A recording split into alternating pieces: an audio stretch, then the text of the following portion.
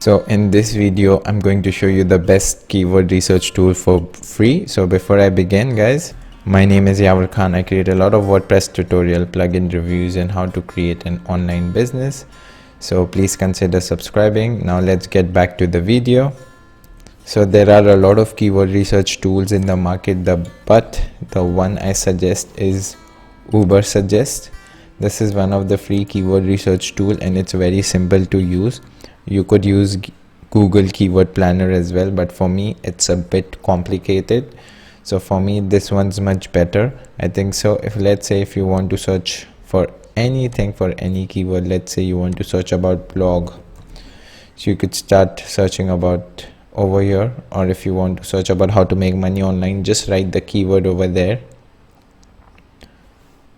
and voila, guys. So this is how you get everything. So these are the keywords, these are the top pages which rank for blog.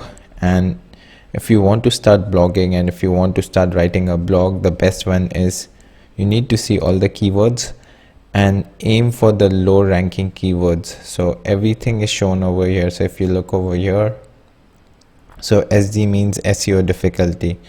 So the higher the number, the more difficult it is to rank. And I would suggest if the lower the number, the much better. So if you could see 27 blog travel. So if you write a blog post about blog travel, you will be ranking in Google and you might be having much more chances and you would get a lot of traffic, and then you could monetize your website and start running Google ads. So that's a different topic, but this is the best keyword research tool. Everything's in there. So you could write a keyword and then you could search. And also, in fact, you could put a website name over here and search, and then this website would give you the list of keywords for which that website is ranking. So it's a really handy tool and it's a free tool and very simple and easy to use. So I would highly recommend Ubersuggest. No need to worry about other keywords.